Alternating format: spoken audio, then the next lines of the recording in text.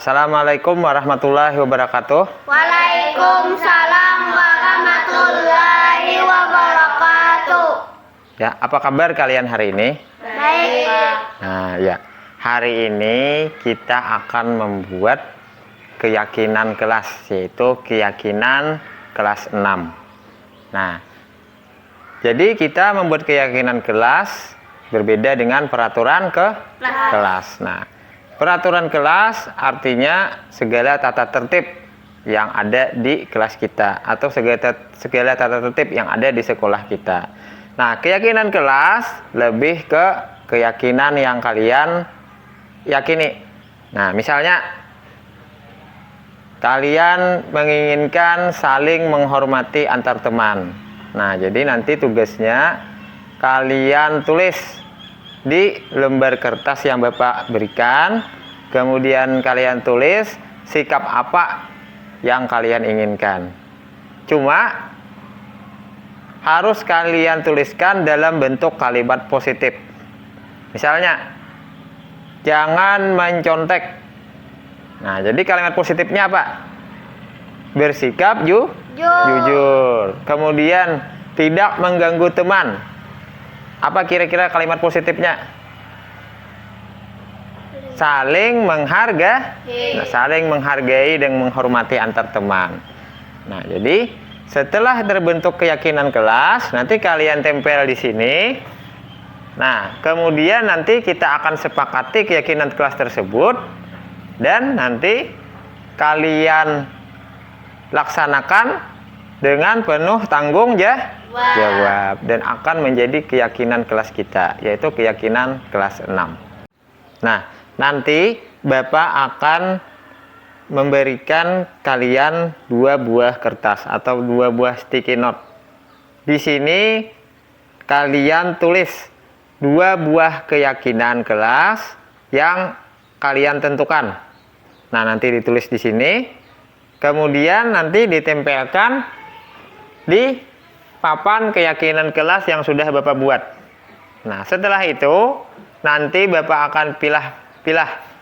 Nah, mana sikap yang sama. Kemudian kita kelompokkan dan kemudian akan menjadi keyakinan kelas kita.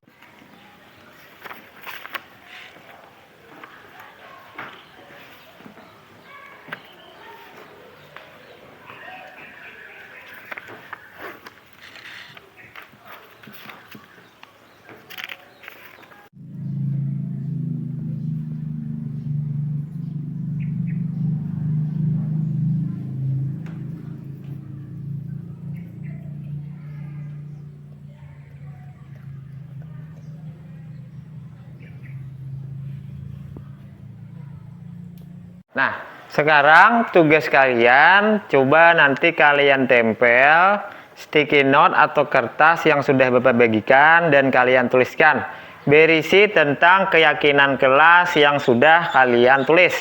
Nah, jadi nanti setiap orang akan menempelkan di papan keyakinan kelas yang sudah Bapak sediakan. Ya, silahkan mulai dari Nur Hidayat, silahkan ditempel di papan keyakinan kelas yang sudah kita buat. Ya, sekarang si Jahra, silahkan maju Jahra. Tempelkan keyakinan kelas yang sudah kamu buat.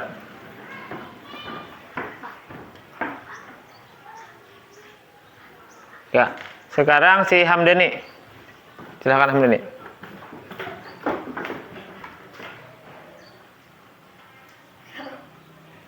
Ya, si Jidan, silahkan Jidan.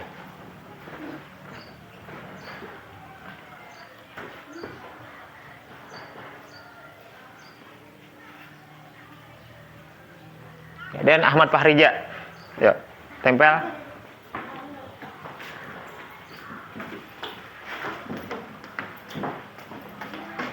Nah, sekarang Bapak akan klasifikasi keyakinan kelas yang sudah kalian buat. Nah, Bapak akan kelompokkan berdasarkan sikap-sikap yang sesuai.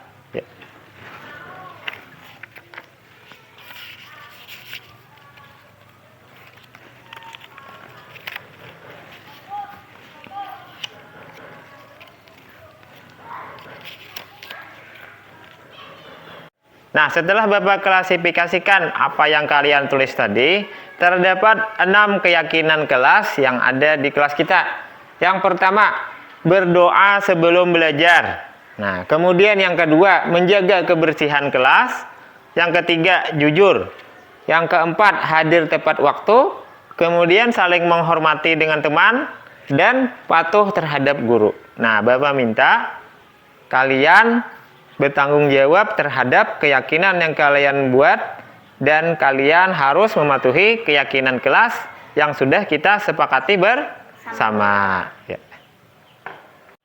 Nah, supaya kalian selalu ingat dengan keyakinan kelas kita dan supaya kalian selalu bertanggung jawab terhadap keyakinan kelas kita, maka di sini Bapak meminta kalian untuk menandatangani komitmen keyakinan kelas kita. Nanti Bapak minta satu persatu kalian maju ke depan untuk menandatangani komitmen kelas keyakinan kelas kita. Nur Hidayat untuk maju menandatangani komitmen keyakinan kelas kita. Silakan Nur Hidayat.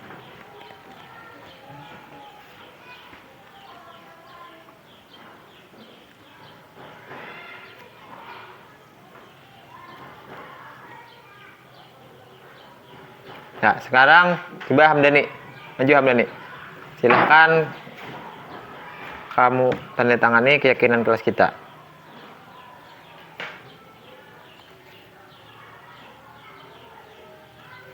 Ya, kemudian Jahra.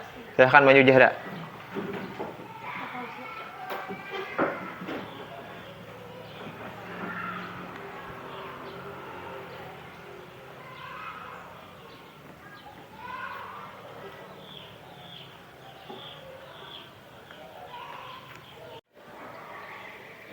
Nah, setelah kalian tanda tangani tadi, nah Bapak minta kalian berkomitmen untuk menerapkan keyakinan kelas yang sudah kita sepakati bersama.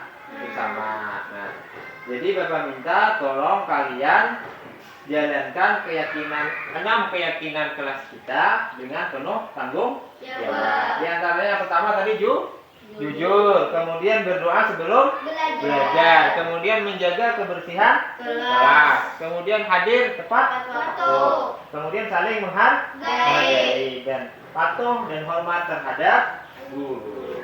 Ya, nah, demikian keyakinan kelas kita. Berharap kalian bersama-sama berkomitmen untuk menjalankan keyakinan kelas yang sudah kita sepakati bersama. Assalamualaikum warahmatullahi wabarakatuh. Waalaikumsalam.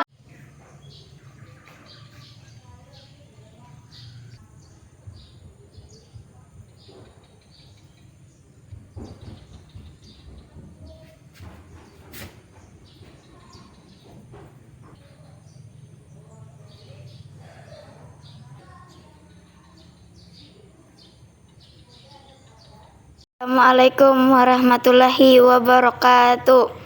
Perkenalkan, nama saya Jahara. Saya murid kelas 6 SDN Babirik Hilir 3. Tanggapan saya tentang keyakinan kelas yang sudah dibuat yaitu sangat senang karena Bapak Mustaqbirillah memberikan kesempatan kepada kami untuk berdiskusi bersama dan menentukan sendiri keyakinan kelas yang diinginkan. Semoga kami semua dapat menjalankan dengan penuh tanggung jawab dan menjadikan suasana kelas semakin tertib. Demikian tanggapan dari saya. Assalamualaikum warahmatullahi wabarakatuh.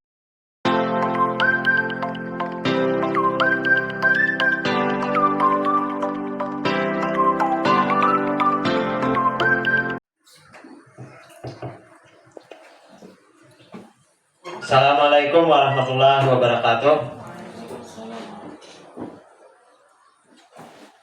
Apa kabarnya Bapak Ibu? Ya, alhamdulillah. Ya, alhamdulillah kita pada hari ini dapat berkumpul di tempat ini untuk mendengarkan materi. Nah, materi dari ulun yaitu aksi nyata modul 1.4. Nah, yaitu program calon guru penggerak angkatan 8 dari Kabupaten Hulu Sungai Utara. Adapun materi pada hari ini yaitu diseminasi budaya positif di sekolah. Nah, jadi artinya pada hari ini kita akan bersama-sama mempelajari tentang budaya positif di sekolah. Artinya hal-hal yang berkaitan dengan budaya positif di sekolah. Nah, jadi contohnya misalnya disiplin dan lain sebagainya. Nanti kita akan pelajari bersama-sama. Artinya 1 jam ke depan, nah kita akan bersama-sama mendengarkan materi. Nah, kemudian ada tugas kelompoknya juga kayaknya. Nah, tugas kelompok artinya menggawe sesuatu. Itu kayak sesuatunya. Kemudian melihat video. Nah, melihat video dari ulun, ada ulun mulai video di sekolahan. Kemudian terakhir ada sedikit game atau permainan. Nah, menggunakan HP pian masing-masing. Nah, jadi disiapkan HP-nya kayaknya. Ya, menjawab pertanyaan cuma kayak bentuk game itu di HP pian masing-masing. Nah, jadi ulun di sini minta izin kepada Buhan Pian Sabarataan. Nah, ulun di sini hanya menyampaikan, artinya kada menggurui Buhan Pian ya lah. Nah, karena ulun yakin Buhan Pian ini senior, lebih banyak pengalamannya dari ulun. Nah, artinya ulun ini minta maaf dulu ya lah. Artinya ada sifatnya menggurui, cuma menyampaikan materi yang sudah ulun dapat selama 1,5 bulan ini pada kegiatan calon guru penggerak. Ya, nah sebelum kita lanjut ke materi budaya positif tadi, nah kita satu mat dulu melakukan ice breaking. Nah, ice breaking itu artinya lah apa ya lah, ice itu es artinya lah, breaking itu pemecah. Artinya apa ya, pemecah es, pemecah kebuntuan. Nah, itu maksudnya pemecah kebuntuan setelah kita menjalani aktivitas kita di sekolahan tadi ya. Nah, jadi setelah kita melakukan aktivitas kita di sekolahan, artinya kita satu mat melakukan ice breaking supaya pikiran kita kembali menjadi segar dan siap melaksanakan siap mendengarkan materi hari ini. Ya, nah ulun minta dulu Buhan Pian berdiri satu mat. Ya. Berdiri satu mat, meregangkan badan Pian lah ya supaya segar. Ya. Nah, coba fokus lah. Nah, artinya turuti apa yang ulun perintahkan atau ulun sampaikan. Ya. Yang pertama, coba Pian angkat tangannya ke atas ulun. Nah, ya. Keduanya bakal udah. Sebelah tangan ya. Keduanya gerakan. Ya, kemudian coba letakkan tangannya ke samping. Letakkan ke samping. Nah, ya, nah berarti mau makan masih makan berarti kan fokus kan. Ya, lagi angkat tangannya ke atas. Nah, coba Bang pegang bahunya. Ada yang pegang kepala. Nah, ya. Mau pegang kepala berarti Buhan belum fokus. Ya, coba angkat tangannya lagi ke samping ke atas. Ya. Coba pegang hidungnya. Ya, alhamdulillah. Nah, berarti sudah pegang hidung berarti fokus Buhan. Ya, silahkan untuk kembali. Ya, terima kasih Bapak Ibu lah. Nah, jadi itulah. Jadi ice breaking ini sebenarnya kada dalam pelatihan aja.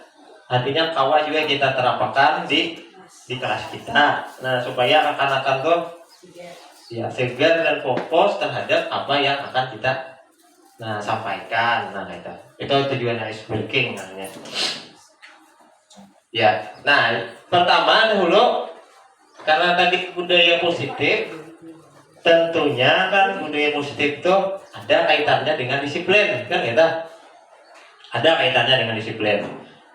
Nah, jadi ulun hendak tahu pemahaman Pian kira-kira disiplin itu apa, pengertiannya. Oh iya, disiplin itu. Nah, jadilah kaina Pian tulis di kertas ini barangnya apakah disiplin? Misalnya ujian disiplin itu taat pada peraturan, nah boleh. Disiplin itu kalau pada taat pada disiplin maka akan diberi hukuman, nah boleh. Apakah pokoknya satu kata, dua kata, satu kalimat terserah pian. Jadi pian tulis kena di sini, lalu ditempel di karton ini kan. Nah kayaknya ulun bacakan. Kalau sudah silahkan tempel di karton ini. Nah, tempel aja.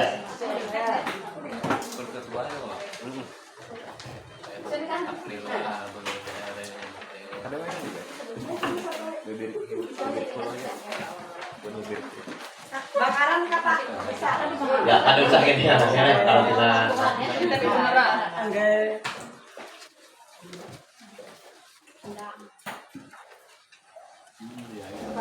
Ya, Bu.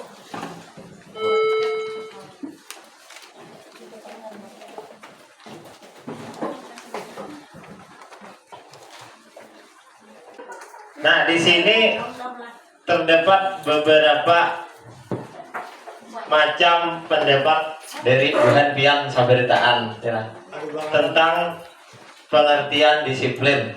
Nah, coba ulun contohkan adalah misalnya ada yang menulis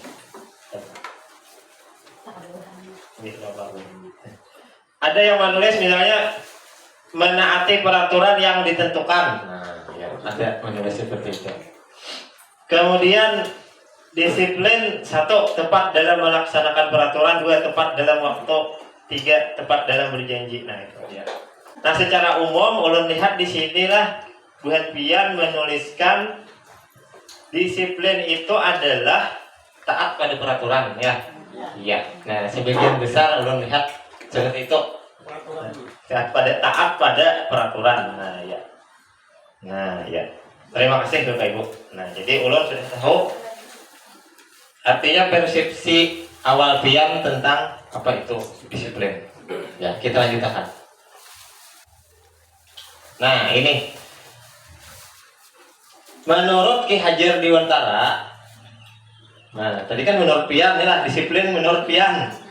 Ini menurut Ki Hajar Dewantara. Jadi menurut Ki Hajar Dewantara lah, disiplin itu ujar sidin adalah kontrol diri. Kalau tadi ada sini yang saya kontrol diri. Nah itu bagus.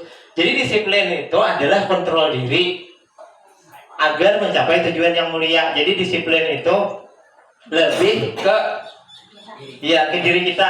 Nih lebih ke motivasi internal kita itulah untuk apa? Untuk melaksanakan aturan. Artinya kesadaran kita. Nah artinya untuk mencapai lingkungan positif berarti kita harus melaksanakan penerapan disiplin di sekolah. Artinya mari kita tanyakan nih kepada diri kita dulu. Sebelum kita menuntut murid untuk disiplin, tanyakan dulu kepada diri kita. Artinya apakah kita tuh melakukan sesuatu, nah motivasinya apa? Nah itu dulu. Apakah motivasi kita supaya apalah, misalnya supaya menghindari hukuman atau apa dan lain sebagainya, atau apakah murni dari diri kita sendiri? Nah jadi secara umum ada 3 macam motivasi orang melakukan sesuatu. Yang pertama, menghindari ketidaknyamanan atau hukuman. Itu level paling rendah lah. Ketika kita itulah melakukan sesuatu untuk menghindari hukuman atau ketidaknyamanan, itu berarti levelnya paling rendah masih. Misalnya, kan ada aplikasi SIP lah, biar seberitaan asip. Ketika kita datang ke sekolah, misalnya kan ini sungsung deh seberitaan guru. Aku absen supaya apa? Ada habang di aplikasi.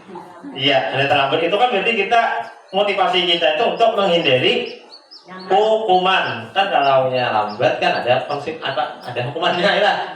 Kayak potongan, geseran dan lain sebagainya. Berarti motivasi kita masih yang paling dasar, menghindari hukuman. Kemudian ada lagi motivasi yang kedua, apa itu? Untuk mendapatkan pujian atau penghargaan dari orang lain. Levelnya sudah kedua, sudah. Artinya aku tuh melakukan sesuatu itu supaya aku dapat penghargaan. Misalnya lah di sekolahan itu, misalnya kalau gurunya song-song taros maka diberi penghargaan oleh kepala sekolah misalnya. Nah, jadi itu kalau kita melaksanakan itu, maka level kita itu kedua ada. Artinya untuk mendapatkan pujian atau penghargaan. Dua sudah hilang motivasinya.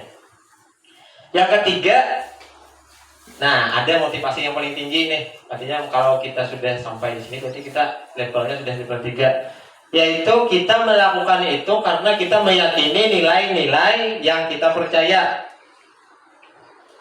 Misalnya lah, kita meyakini nilai disiplin waktu. Tentunya kita datangnya harus tepat waktu. Nah seperti itu. Artinya motivasinya dari diri sendiri. Nah motivasinya dari diri sendiri. Artinya tidak tadi karena hukuman atau penghargaan. Nah jadi ada tiga macam. Ya, ada 3 macam motivasi. Tentunya semuanya kita berharap ya kita akan melakukan motivasi yang keberapa kira-kira? Motivasi yang ketiga tadi. Nah, mudah-mudahan kita artinya melakukan sesuatu itu karena murni kepercayaan diri kita. Artinya menghargai diri kita dengan melaksanakan apa nilai-nilai yang kita percaya. Nah, jadi disiplin itulah, kalau penerapan disiplin, nah pasti kalau terjadi pelanggaran, misalnya di kelas nih, pasti ada sesuatu hal yang akan kita lakukan kan gitu. Ini kita bicaranya di kelas lah, akan-akan misalnya nih. Kalau kita bicara disiplin di kelas, kalau ada pelanggaran, pasti ada sesuatu yang akan kita lakukan. Ulun yakin jawaban dia, kalaunya ada anak yang melanggar disiplin, berarti harus diberi apa? Iya, teguran ya, hukuman ya, pasti lah itu sudah apa? Sudah umum deh lah. Nah, jadi tahukah pian sebenarnya kalau penerapan disiplin itu dilanggar, ada 3 macam hal yang dapat kita lakukan. Yang pertama itu hukuman. Hukuman pian pasti tahu sudah sebutan hukuman. Yang kedua ada konsekuensi. Hukuman lawan konsekuensi itu lain. Hukuman lawan konsekuensi itu lain, karena ulun jelaskan di mana bedanya. Kemudian ada restitusi. Nah, ulun yakin ini hal yang baru ya, restitusi. Apa itu restitusi? Nah, itu sebenarnya juga dapat kita lakukan jika anak kita melakukan pelanggaran terhadap disiplin. Nah, ya, mulai hukuman lah. Biasanya kita memberikan hukuman, misalnya ada kanak-kanak yang terlambat datang misalnya. Lalu kita suruh, ayo ikam keliling lapangan misalnya 2 kali. Nah, itu hukuman. Hukuman itu cenderung ke fisik. Ya, fisik, atau misalnya kita memulas sedikit atau mengkibir, kamu ini nakalnya terus, kamu ini terlalu nakal, apa nakal. Itu secara fisik. Nah, kemudian konsekuensi. Nah, konsekuensi itu artinya segala hal yang sudah disepakati berdahulu di sebelum hari. Misalnya, ketika kamu terlambat, maka kamu istirahatnya akan dipotong. Nah, artinya ketika kawan-kawannya sudah keluar, maka otomatis murid kita tadi masih berada di dalam. Itu konsekuensi. Iya. Kalau restitusi apa? Secara umum adalah kalau restitusi itu artinya kita mengembangkan atau memperbaiki perilakunya. Nah, lewat kesadaran murid itu supaya ia dapat memperbaiki pelanggarannya tadi. Nah, coba kita lihat. Nah, itu perbedaan dari hukuman, konsekuensi, dan restitusi. Boleh bacakan lah, mungkin kada melihat Windian. Nah, hukuman adalah sesuatu yang menyakitkan dan harus terjadi. Nah, artinya kalau hukuman ini, ulun yakin siswa pasti kalian nang ketujuhnya.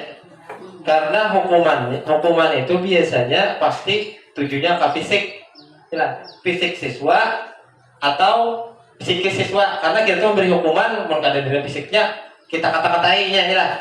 Misalnya kamu ini mengapa selalu datang terlambat? Apakah ada tahu di aturan atau apa? Nah, itu adalah secara verbal atau kata-kata. Nah, kemudian hukuman itu tidak nyaman untuk murid. Pasti murid itu ada ketujuh ketika diberi hukuman. Kemudian murid juga akan membenci hukumannya. Oh, yakin.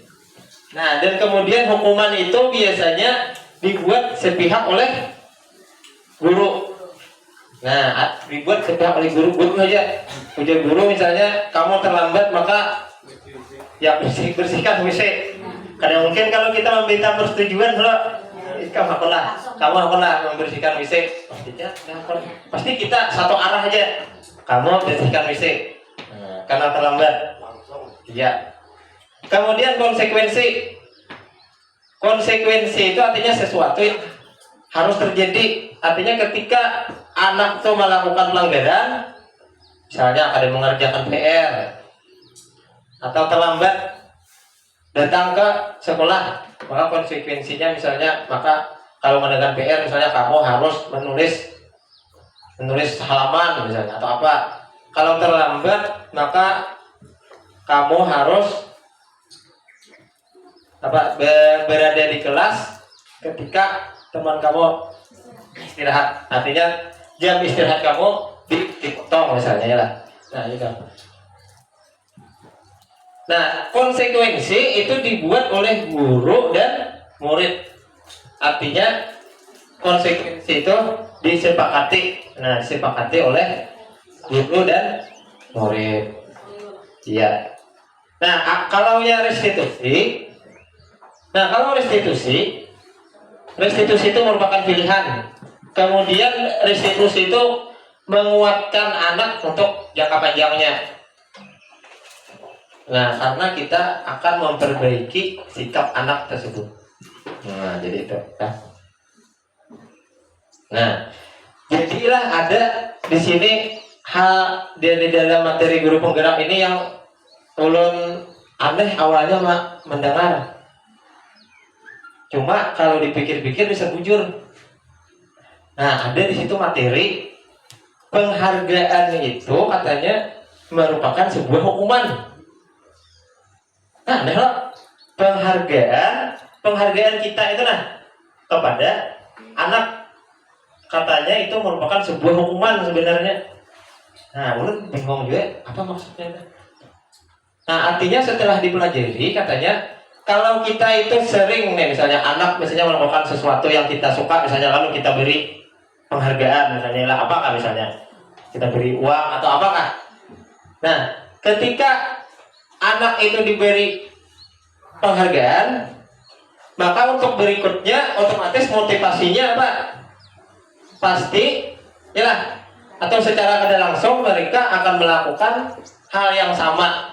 Berikutnya mengulangnya karena motivasinya untuk mendapat penghargaan. Artinya ya kepercayaan mereka tentang keyakinan mereka tentang hal yang baik dilakukan tadi hilang jadinya. Nah, jujur aja ulangnya. Nah, misalnya mereka membersihkan kelas.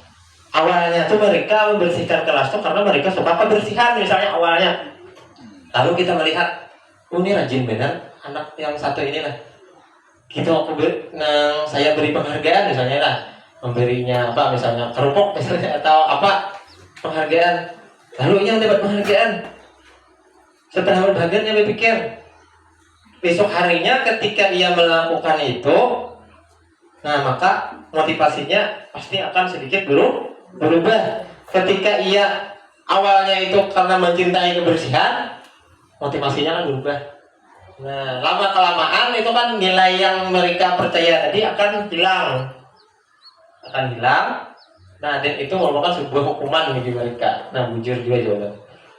Jadi penghargaan itu sebenarnya adalah sebuah hukuman. Nah, ujar di materi pada di penggerak ini. Ya. Nah, coba kapalah buhan-buhan melihat yang itu yang di muka lah. Di situ ada beberapa pertanyaan. Ulun hendak tahu kira-kira masuk yang mana itu, masuk hukuman kah?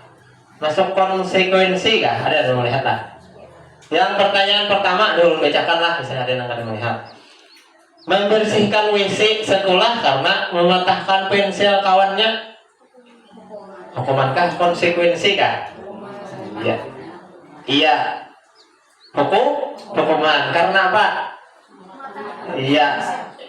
Membersihkan WC itu kan fisik, fisik maksudnya kan. Iya. Dan itu pasti gurunya aja yang menyuruh, kan mungkin persetujuan murid. Nah, hukuman ya, supaya kalian kawan membedakan mana hukuman, mana konsekuensi. Kemudian yang kedua, lari mengelilingi lapangan basket 2 kali karena terlambat hadir di sekolah. Ya, sama pada hukuman. Kemudian yang kasus yang ketiga, membersihkan coretan yang dibuatnya di meja tulis. Coba membersihkan coretan, misalnya ada anak nih ketujuh suka mencoret-coret mejanya. Iya, itu apa ya? Iya, konsekuensi. Kan pasti kita kepada ketika dijaga kebersihan misalnya meja ini, nah kalau kamu mencoret, bersihkan sendiri. Nah, itu kan konsekuensi. Kemudian murid diminta untuk push up 15 kali. Nah, nampaknya. Iya, itu pasti hukuman. Nah, jadi dia sudah ada deh bayangannya.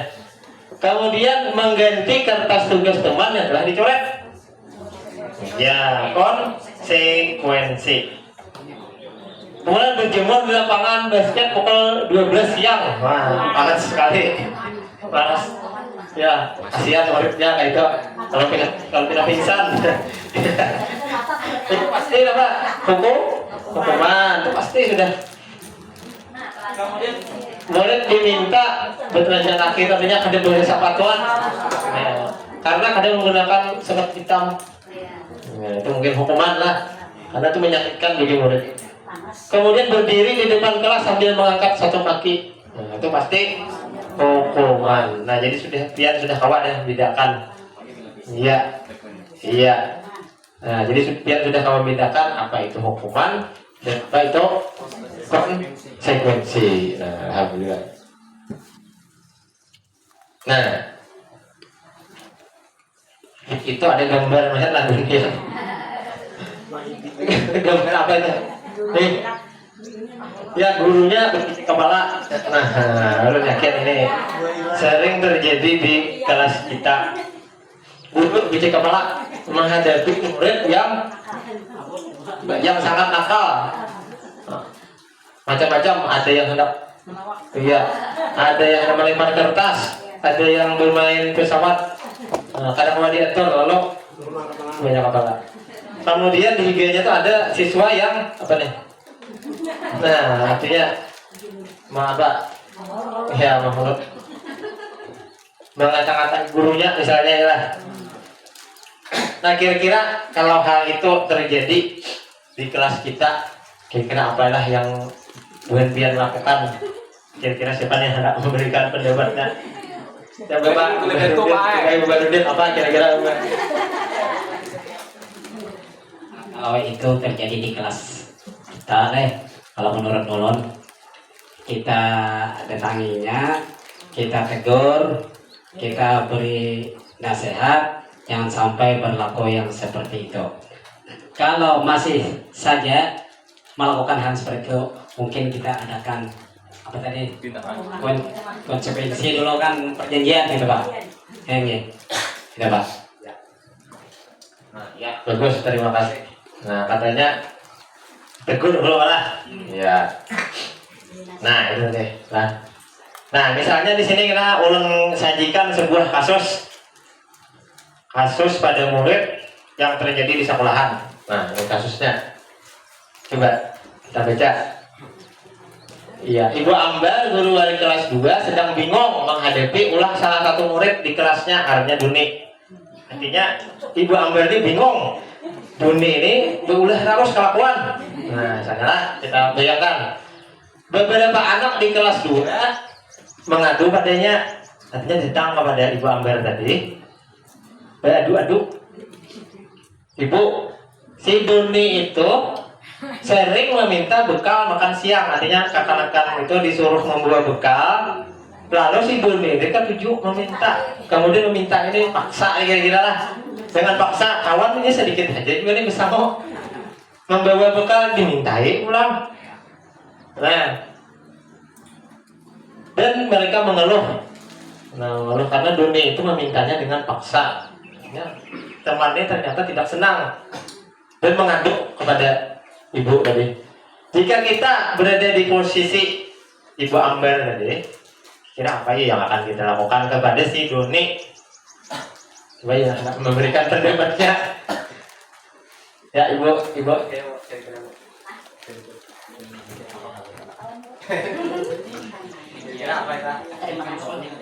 Seandainya ada kasus ini yang kita hadapi, pertama anak-anak dulu lah. Nanti dulu manggil si Doni.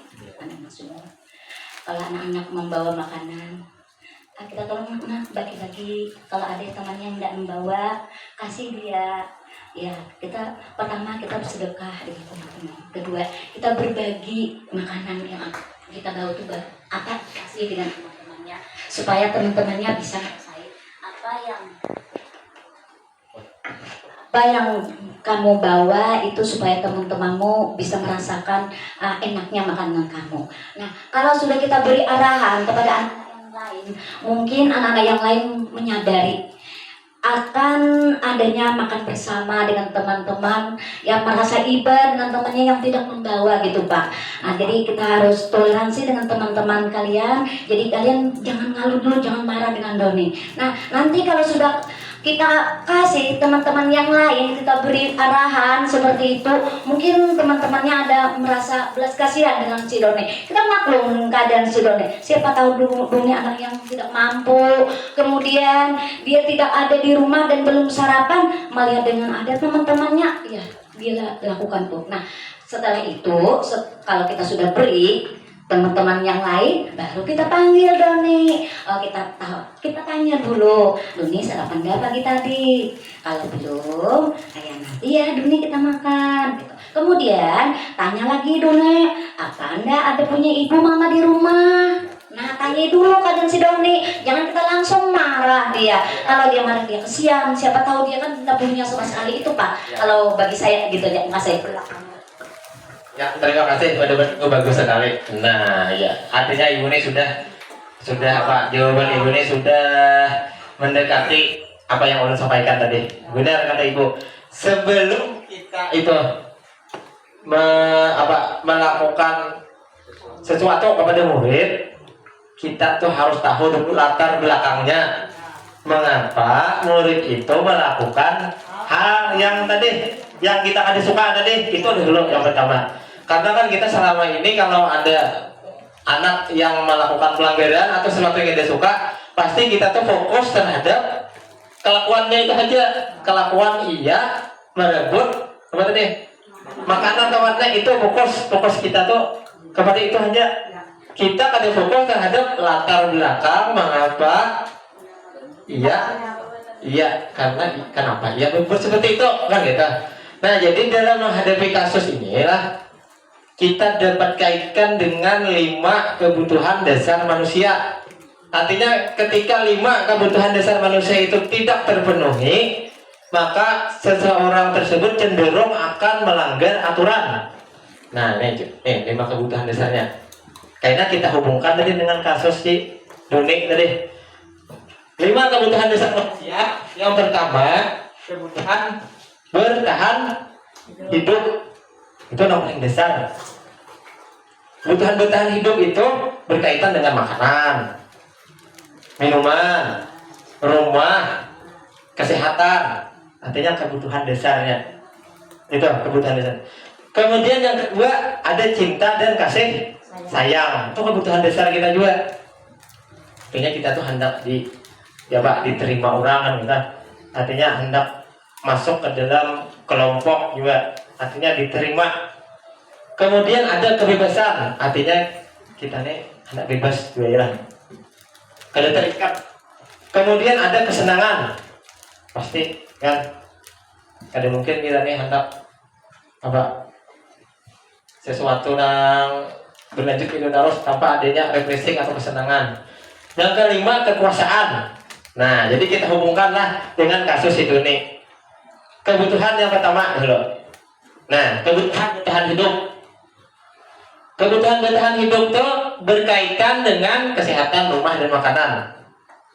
Berkaitan dengan kasus Duni, jika kita bertanya kepada Duni tadi, Duni, mengapa kamu melakukan itu? Ujar si Duni apa? Bukan, karena ulun lapar. Ya, orang tua ulun kada membawa, kada memberi bekalnya. Nah, berarti kebutuhan Duni itu sebenarnya adalah kebutuhan bertahan hidup. Kira-kira solusinya apa? Nah, tentunya misalnya kita ya bisa tadi ibu kita memberi ya, atau kita misalnya orang tuanya sibuk, misalnya kada sampat, inilah kita kepada orang tuanya agar memberikan bekal kepada Duni. Nah, itu jika jika yang pertama ini. Nah, jika kebutuhan bertahan hidup. Yang kedua tadi apa? Kasih sayang dan rasa diterima. Kasih sayang dan rasa diterima itu artinya mereka tuh ingin diperhatikan. Nah, itu maksudnya lah. Nah, jadi misalnya lah ketika kita menanyai si Duni tadi, jawaban si Duni misalnya, saya itu mengambil bekalnya, bekal teman saya itu karena saya merasa senang. Bisa Duni? Iya, karena saya senang. Iya, merasa senang. Ketika si Duni tadi mengambil makanan temannya, maka temannya tuh memperhatikan si Duni. Nah, bisa juga seperti itu ya. Nah, berarti sebenarnya kan Duni itu ingin perhatian. Nah, ingin perhatian saja. Nah, ingin perhatian mungkin dari gurunya, ya, dari teman-temannya. Nah, ingin perhatian lebih. Nah, artinya ketika kasusnya seperti ini, maka solusinya kan lawan yang pertama. Artinya, jadi kita harus memperbaiki sikap kita. Artinya kita harus memperbaiki lebih perhatian kepada si Duni tadi. Nah, kemudian kebutuhan dasar yang ketiga, penguasaan. Penguasaan itu artinya dianggap berharga atau keberadaannya itu dianggap ada. Nah, itu intinya lah. Nah, artinya seseorang tuh ingin berpengaruh di kelompoknya. Misalnya lagi deh, ketika kita bertanya kepada si Duni tadi mengambil makanan, tadi kita Duni, mengapa kamu mengambil makanan? Misalnya jawabannya, saya Bu mengambil makanan itu supaya teman-teman saya itu takut terhadap saya. Nah, berarti itu sebenarnya kebutuhannya yang mau dipenuhinya itu adalah penguasaan. Iya, dia ada penguasa, ya. Tentunya kan solusinya berbeda dengan yang pertama tadi dan yang kedua. Mungkin kalau yang berkuasa ini kita salurkan saja. Ya, misalnya dia jadi ketua kelas atau apa kurikuler, misalnya pramuka jadi ketua regu atau apa. Nah, kita salurkan karena kebutuhannya tadi akan penguasaan. Nah, yang keempat, kebebasan. Jadi kebutuhan dasar manusia tadi juga kebebasan. Kebebasan itu artinya mereka ingin bebas melakukan sesuatu atau mencoba sesuatu. Misalnya lagi ketika si Doni tadi kita tanya, mengapa kamu mengambil makanan punya teman? Jawabannya karena saya bosan misalnya lah. Ibu saya itu membawa bekalnya itu apa? Ya, itu aja. Kita harus. Sedangkan punya teman itu belain. Sama punya Doni itu telur, telur goreng ya. Punya teman tadi misalnya ayam atau apa, lebih nyaman daripada si Doni.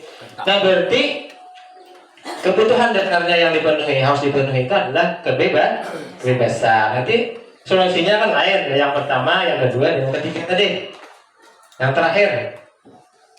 Nah apabila kesenangan itu artinya kebutuhan untuk mencari kesenangan, bermain dan tertawa.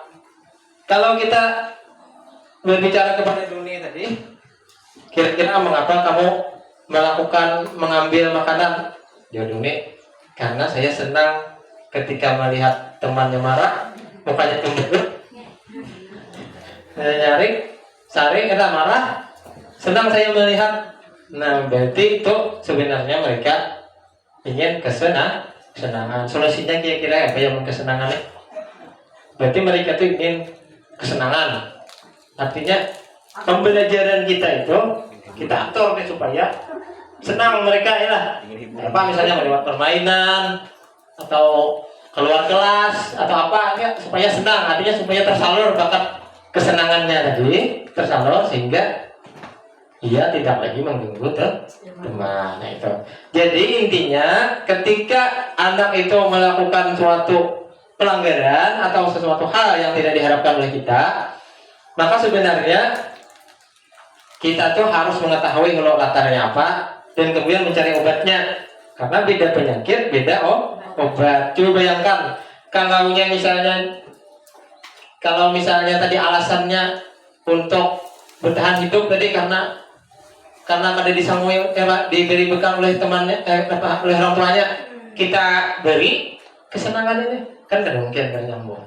Nah ya pas jadi ada apa? Iya harus sesuai. Nah ya. Nah kemudian di sini kita nanti akan berkelompok lah, akan membentuk sebuah keyakinan kelas. Nah jadi kita ulun beri apa nih? Karton dan spidol. Nah 3 kelompok ya. Misalnya kelompok 1, sini kelompok 2, sini kelompok 3. Ya. Jadi buhan pian buat kayaknya beberapa keyakinan kelas. Nah ulun jelaskan dulu apa keyakinan kelas. Nah ya. Nah, jadi keyakinan kelas lah berbeda dengan peraturan kelas. Peraturan kelas itu kan pasti dibuat oleh guru kan gitu. Dibuat oleh guru. Jarang kita lah bertanya kepada murid apa kira peraturan kita, jarang kan gitu. Pasti kita yang membuatnya. Kalau keyakinan kelas, nah keyakinan kelas itu hal yang disepakati kita bersama. Nah, dan dalam keyakinan kelas itu tidak mengandung kata negatif. Misalnya tidak boleh datang terlambat. Nah itu jangan ada di keyakinan kelas. Kata-katanya harus positif. Berarti apa ya? Tidak boleh datang terlambat. Berarti iya datang tepat waktu. Misalnya tidak boleh mengganggu teman. Itu kan negatif kan? Apa kira-kira kata positifnya? Saling menghormati. Iya, bisa juga saling menghormati kan gitu. Nah jadi adalah buat 4 atau 5 buah keyakinan kelas yang kira-kira pian rasa cocok untuk kelas di tempat pian. Nah kalau sampaikan dulu prosedur pembentukan keyakinan kelas. Yang pertama, murid itu dipersilahkan untuk bercurah pendapat tentang keyakinan kelas yang akan dibuatnya. Misalnya ada apa? Misalnya Bu, kita harus datang tepat waktu. Misalnya lagi kata temannya, tidak boleh mengganggu teman. Apa tadi? Harus saling menghormati. Satunya jujur. Nah, kemudian dari beberapa pendapat anak murid kita tadi, kita susun. Nah, kita ubah kalimat negatifnya menjadi positif. Setelah itu, keyakinan kelas tadi akan kita tempel di dinding dan menjadi acuan kita. Nah, dalam kedepannya nanti. Nah, jadi misalnya ada anak yang melakukan pelanggaran, jadi kita kembalikan ke keyakinan kelas. Nah, ya. Nah, sebelumnya, kita simak adalah video yang sudah ulun buat di kelas ulun tentang pembentukan keyakinan kelas. Nah, mungkin Pian bisa mencoba, misalnya bisa. Ini langkah-langkah singkatnya lah, karena kalau dalam lawas kan makan waktu ya.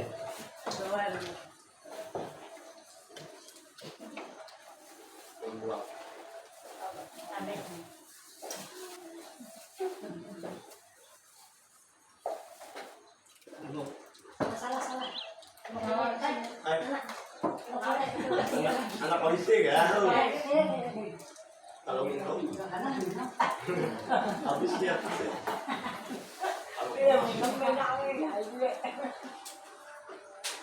Nah, ini adalah salah satu contoh penerapan pembuatan keyakinan kelas di tempat ulun. Nah, artinya ulun sudah melaksanakannya. Nah, jadi secara singkat inilah. Yang pertama dahulu kita berdiskusi dengan siswa, nah, tentang keyakinan kelas yang mereka ingin buat. Nah, contohnya lah, kira-kira kalian hari ini. Ya, temanya apa? Membuat keyakinan kelas, yaitu keyakinan kelas 6. Nah, jadi kita membuat keyakinan kelas berbeda dengan peraturan kelas. Nah, jadi disampaikan dulu keyakinan kelas itu beda dengan peraturan kelas. Nah, di keyakinan kelas tidak boleh ada kata-kata negatifnya. Nah, kemudian apa kira-kira yang mereka inginkan? Misalnya, Ibu, saya di kelas kita Bu harus jujur, tidak boleh mencontek. Nah, tidak boleh mencontek itu kan berarti jujur. Nah, berdiskusi tentang keyakinan kelas. Ulun cepatnya aja lah. Nah, langkah yang kedua, setelah mereka tadi, Ibu misalnya saya ingin ini, ingin itu, diminta menuliskan yang sama. Kemudian kita kelompokkan dan kemudian akan menjadi keyakinan kelas kita. Nah, disuruh siswa itu menulis di kertas kayak ini. Apa keyakinan kelasnya tadi? Misalnya ingin saling menghormati atau apa? Dua misalnya lah, dua. Nah, kemudian kita bagikan. Nah, kemudian akan kita tempel tadi di. Nah, menempel di mana? Di papan keyakinan ke kelas. Nah, jadi ketika siswa itu menempel, pendapat siswa itu pasti ada yang sama ya lah. Satu misalnya jujur, satu misalnya tidak boleh bohong atau apa, jangan berbohong atau apa. Nah, jadi ketika keyakinan tadi kita kelompokkan. Nah, kita kelompokkan hal-hal yang sama tadi kita kelompokkan. Nah, guru memilah keyakinan kelas yang ditulis. Keyakinan kelas yang sudah kalian buat. Nah, Bapak akan kelompokkan berdasarkan sikap-sikap yang sesuai. Iya. Nah, di situ ada misalnya ada 10 keyakinan kelas yang ditulis oleh siswa. Setelah ulun kelompokkan, ada situ yang sama. Maksudnya itu sama. Jadi dikelompokkan menjadi 6 saja. Ya, nah, guru memilah keyakinan kelas yang ditulis. Nah, setelah terpilah jadi 6, maka dilakukan penandatanganan dan kelas kita. Ya. Nanti Bapak minta satu persatu kalian maju ke depan untuk menandatangani komitmen kelas. Menandatangani komitmen kelas yang sudah dibuat. Artinya mereka itu supaya bertanggung jawab terhadap keyakinan kelas yang sudah disepakati. Nah, jadi ada penentangan komitmennya. Nah, kemudian, itu siswa menandatangani. Nah, ya, kemudian kita memberikan arahan penguatan terhadap komitmen tadi. Ya, patuh dan hormat terhadap guru. Ya. Nah, kemudian yang terakhir, keyakinan kelas yang kelas kita berharap kalian. Nah, kita tempel. Nah, ini yang sudah kita buat tadi, ditentukan oleh siswa tadi, kita tempel di tempat yang mudah diketahui oleh siswa. Kita tempel, kita buat tulisannya. Nah, kita tempel. Kemudian nanti itu yang menjadi acuan kita. Nah, untuk kedepannya, supaya siswa itu menaati aturan dan keyakinan kelas yang sudah disepakati. Ya. Nah, itulah video dari ulun tadi.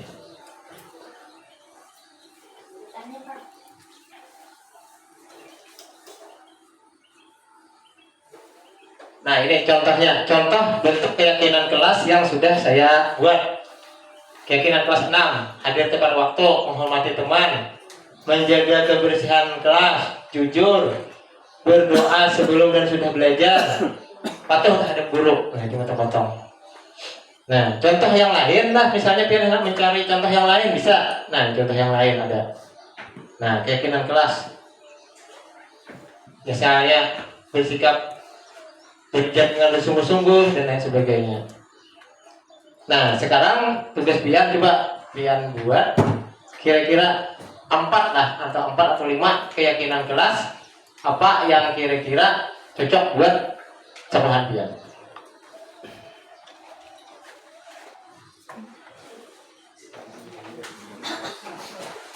Sedikit Pak, sedikit tanya Pak, boleh Pak? Kalau saya boleh,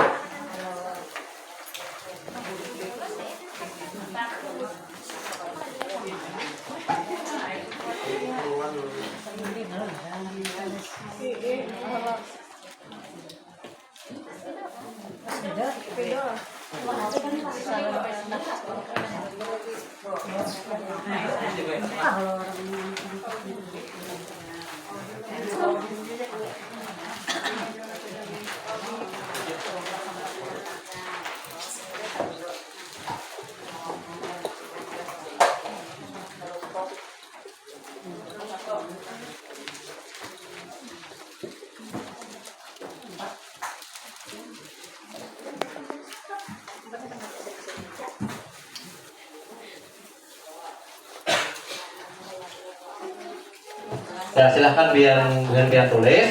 Nah, kira-kira 4 lah, kita ada terlalu banyak. 4 nilai keyakinan kelas yang kira-kira cocok buat kelas di tempat Pian masing-masing. Ya, 4 aja tulis.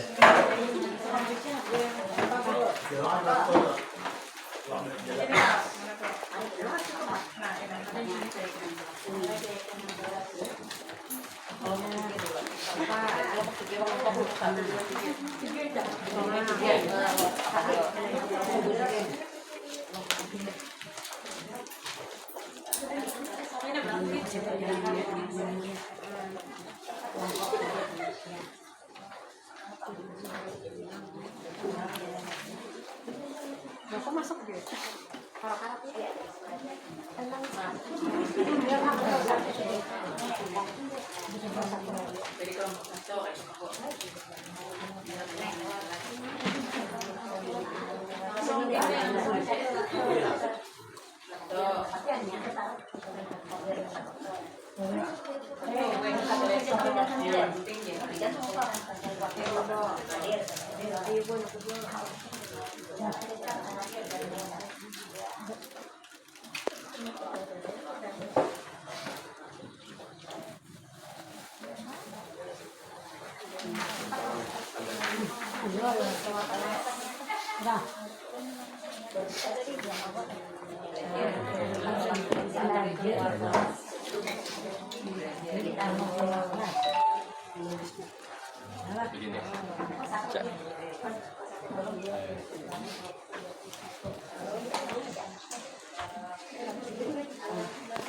dari yang tadi lah. Boleh sama boleh.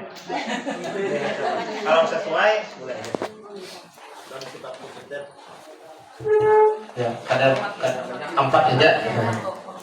Boleh tadi sama misalnya dengan keyakinan kelas ulun tadi. Jadi ada sudah yang selesai membuat keyakinan kelas. Nah, jadi di sini ulun minta bantuan lah untuk membacanya. Nah, coba Ibu ini. Ya. Ya, dipersilakan perwakilan dari kelompok untuk membacakannya. Ya, ulun sampaikan hasil kerjasama kami tentang keyakinan kelas dari kelompok 2. Yang pertama, tenang saat belajar. Kemudian yang kedua, meminta izin saat keluar kelas. Yang ketiga, kelas bersih dari sampah. Dan yang terakhir, gunakan peralatan sekolah sendiri. Terima kasih. Nah, ya sudah bagus lah. Jadi kelompok 2 menyatakan tenang saat belajar. Nah, kemudian meminta izin saat keluar kelas. Nah, ya itu bagus. Kemudian kelas bersih dari sampah. Nah, kemudian gunakan peralatan sekolah sendiri. Artinya tidak meminjam punya temannya. Ya, sudah bagus. Nah, jadi tidak menggunakan kalimat negatif. Ya. Ya, dari kelompok 1 Ibu bisa dibacakan, Bu. Keyakinan kelas dari kelompok 1. Yang pertama, hadir tepat waktu. Yang kedua, berdoa sebelum dan sesudah melakukan kegiatan pembelajaran. Ketiga, buang sampah pada tempatnya. Keempat, minta izin kalau mau keluar kelas. Sekian, terima kasih. Nah, ya sudah bagus lah. Nah, jadi sudah bagus keyakinan kelas dari kelompok 1. Iya.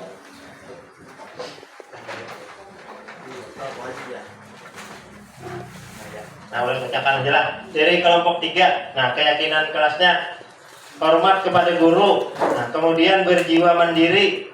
Kemudian saling menghargai, saling tolong menolong dalam kebaikan. Ya, nah boleh juga. Nah, intinya lah untuk keyakinan kelas, intinya tidak menggunakan kalimat negatif. Nah, ya kita lanjutkan materi selanjutnya yaitu posisi kontrol guru. Nah, jadi ketika dalam melaksanakan aturan tadi ada beberapa posisi kontrol guru. Posisi kontrol guru yang kita lakukan. Jadi secara umum ada 5 macam posisi kontrol guru. Artinya ulun yakin Bu Helpiane pasti pernah melakukan 5 dari posisi kontrol guru itu, ulun yakin. Nah, jadi tanpa kita sadari, kita itu pernah melakukannya di kelas. Ada 5 posisi kontrol guru. Yang pertama sebagai penghukum. Jadi ulun jelaskan apa itu penghukum. Yang kedua ada pembuat rasa bersalah. Yang kemudian ada 3 sebagai teman, sebagai pemantau, dan yang terakhir sebagai manajer. Nah, yang pertama adalah penghukum. Ya. Sebagai penghukum, guru sebagai penghukum cenderung menggunakan hukuman fisik dan verbal, artinya kata-kata. Misalnya menjewer itu kan fisik, kemudian mengata-ngatai sehingga mereka menangis, itu verbal, kata-kata. Kalau kita sering melakukan hal itu di kelas, maka posisi kita adalah sebagai penghukum. Nah, itu penghukum. Biasanya guru akan berkata, patuhi atau aturan saya atau awas. Seperti itu. Kemudian kamu itu selalu saja salah. Sudah berapa kali diberitahu selalu saja salah. Itu kalau kita sering berkata seperti itu berarti posisi kita penghukum. Nah, apakah Bu Helbian tahu bahwa kalau kita fungsi penghukum akan membawa dampak negatif pada anak? Apa? Mereka tidak suka terhadap kita, pasti sudah ya benci kita. Itu sisi negatifnya. Cuma ada dua sisi positifnya lah. Dalam jangka pendek mereka patuh terhadap kita, meskipun kepatuhannya itu bukan karena motivasi dari diri sendiri, tapi ketakutan atau menghindari ketidaknyamanan dari. Nah, itu penghukum lah.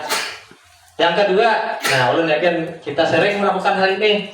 Posisi kita pembuat rasa bersalah. Contohnya nih, kita tuh mengatai misalnya, ayo anak dikerjakan, ayo nak masukkan kelas kainan nak. Nanti ibu atau bapak dimarahi kepala sekolah misalnya. Atau ayo belajar tuh, apa kasihan orang tuamu di rumah, mereka bekerja keras untuk kamu. Kalau kamu kali belajar nanti kamu mengecewakan mereka. Nah itu kalau kita sering berkata seperti itu, maka posisi kita berada di pembuat rasa bersalah. Nah, apa yuk kira-kira pembuat rasa bersalah ini? Anunya kepada murid, dampaknya kepada murid. Ketika kita sering melakukan atau menempatkan diri kita sebagai pembuat bersalah, kita tuh secara tidak langsung membuat mereka merasa tidak rendah diri. Iya, rendah diri, tidak berharga. Wah, artinya aku sudah mengecewakan orang tua saya. Artinya saya sudah mengecewakan guru saya. Nah, itu artinya pembuat rasa bersalah. Belum yakin kita sering melakukan hal ini. Kemudian ada lagi posisi kita itu sebagai teman. Posisi kita sebagai teman. Artinya kita itu mengajak mereka dengan ajakan yang bagus lah. Misalnya nih pasti kita sering berkata, ayo kerjakan demi bapak ya. Misalnya, ya sudah hal ini tidak apa-apa, nanti ibu bereskan. Kalau kita berlaku seperti itu, maka kita memposisikan diri kita sebagai teman. Di posisi sebagai teman ini ada positifnya dan ada negatifnya. Positifnya terjalin komunikasi dan terjalin hubungan kita dengan murid. Tapi ada negatifnya. Negatifnya apa? Ketika misalnya mereka anak minta bantuan dan kita ketika kita tidak bisa membantu karena mereka tuh menganggap kita sudah sebagai teman, maka lalu mereka akan kecewa. Nah, karena guru itu teman misalnya lah, kita ada membantu misalnya apa, mereka akan kecewa. Kemudian negatif yang kedua itu mereka itu hanya bersikap baik terhadap guru-guru tertentu aja yang mereka anggap sebagai teman. Sedangkan guru yang lain, misalnya kita berhalangan hadir hari ini, guru yang lain masuk ke kelas kita, nah mereka lalu pasti sikap mereka akan berbeda. Dan yang ketiga nih mungkin wibawa kita juga berkurang karena mereka menganggap sebagai teman biasa. Nah kemudian sebagai pemantau, nah ini sudah naik sedikit. Sebagai pemantau kita tuh selalu melihat tingkah laku murid itu berdasarkan peraturan dan konsekuensi yang sudah ada di sekolah kita. Misalnya ketika anak terlambat, peraturannya apa? Kamu tahu? Apa kira-kira sanksi dan konsekuensinya apa? Nah, ketika kita sering berkata seperti itu, berarti posisi kita itu sebagai pemantau.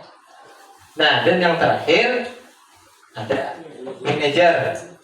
Artinya guru itu mempersilahkan muridnya itu untuk memperbaiki sikapnya, artinya membantu mereka memperbaiki sikapnya dan menemukan solusi atas permasalahannya sendiri. Nah, misalnya apa yang kita yakini, berarti kan kembali kepada keyakinan ke kelas yang sudah dibuat tadi.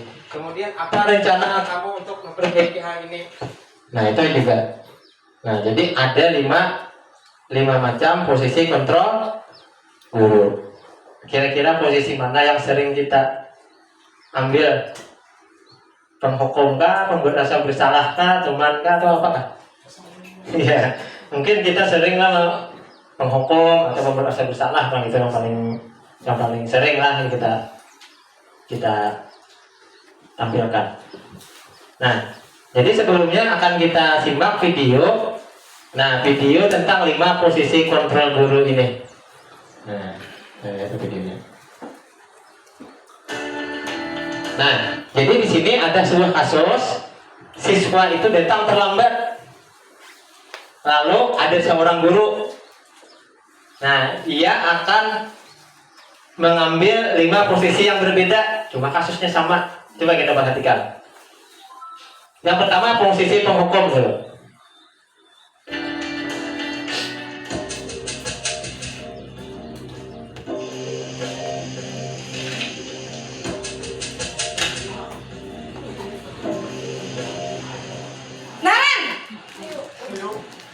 Sini kamu. Selamat pagi, Bu. Selalu terlambat. Kamu deh, pasti terlambat. Maaf, Bu. Saya Apa? Apa coba? Alasan kamu apa lagi? Kapan sih kamu tidak terlambat? Malas sekali ya kamu jadi anak. Saya Dasar pemalas. Gak kapok-kapok sih kamu. Sudah berapa kali terlambat? Sana, kamu keliling lapangan basket 2 kali. Kenapa saya harus keliling lapangan basket, Bu? Kenapa? Kamu melawan ibu? Berani-beraninya jawab. Sudah terlambat, masih berani jawab pula. Sekarang, keliling lapangan basket 5 kali sekalian. Biar kapok. Cepat. Pergi sana ke lapangan basket. Ya. Nah, posisi 1, guru tadi menempatkan dirinya sebagai penghukum. Ya, itu fisik kok. Ciri-cirinya matanya melotot, tangannya di pinggang, kemudian menunjuk murid. Itu berarti posisinya penghukum. Ya. Nah, bagaimana kalau posisinya sebagai pembuat rasa bersalah? Coba kita lihat bagaimana.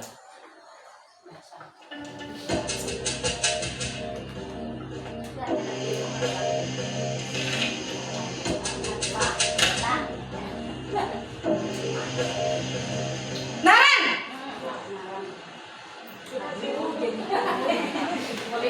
Selamat pagi, Bu. Naren. Kamu kenapa terlambat lagi, nak? Ya Tuhan, Naren. Kamu senang ya bikin ibu susah ya? Kalau kamu terlambat lagi, nanti ibu yang ditegur bapak kepala sekolah, nak. Disangka ibu tidak bisa membina kamu. Duh, gimana ini? Maaf, Bu.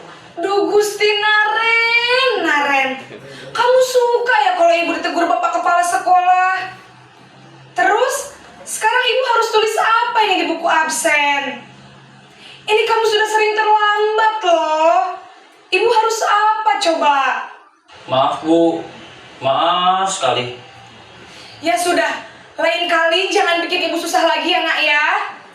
Ibu tidak akan kuat lagi kalau kamu begini terus. Bisa jantungan kalau ibu ditegur bapak kepala sekolah. Sana cepat ke kelas. Maaf ya, Bu. Maaf sekali. Posisi pembuat rasa bersalah Nah, ya. Tadi adalah posisi rasa bersalah ya. Lain dulu tadi yang pertama. Artinya membuat anak itu menyesali perbuatannya sehingga mereka membuat merasa diri mereka itu rendah ya. Nah, kemudian bagaimana kalau posisinya sebagai teman? Nah, coba kita lihat. Kalau gurunya tadi berposisi sebagai teman. Coba kita lihat ya, apa yang dilakukan oleh ibunya.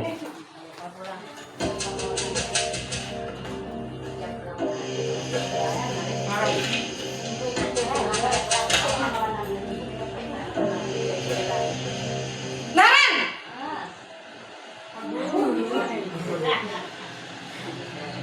Selamat pagi, Bu.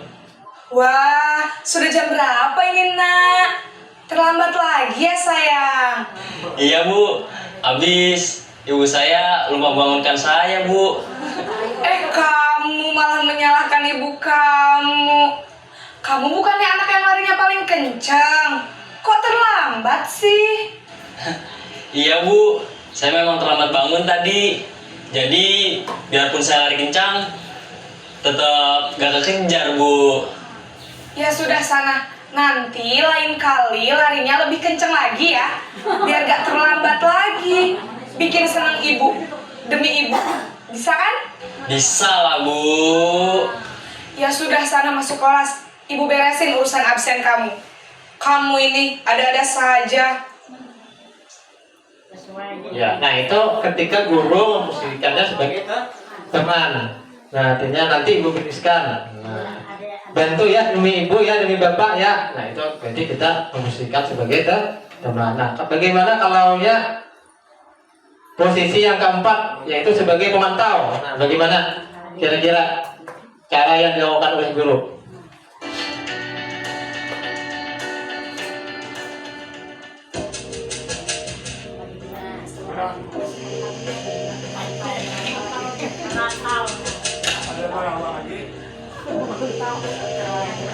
Naren!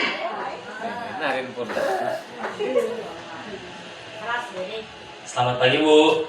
Naren, apa peraturan sekolah kita tentang jam berapa kita harus masuk sekolah, Nak? Kita harus di sekolah jam 7, Bu. Iya, betul. Sekarang sudah jam 7.20. Naren sudah tahu konsekuensinya jika terlambat hadir. Paham, Bu. Saya harus tinggal kelas pas jam istirahat selama 20 menit. Iya, benar. Konsekuensinya demikian. Jadi nanti jam 9.30 pas istirahat, kamu harus tinggal di kelas, kerjakan tugas tambahan untuk ketertinggalan kamu, ya? Baik, Bu.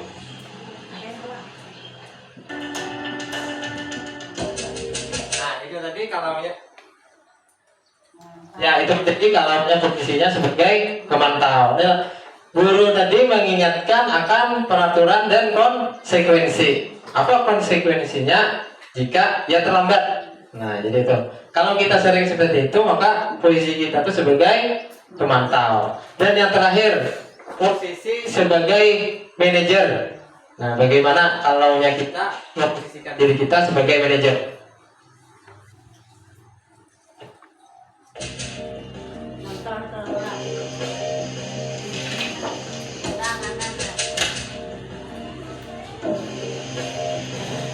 Naren!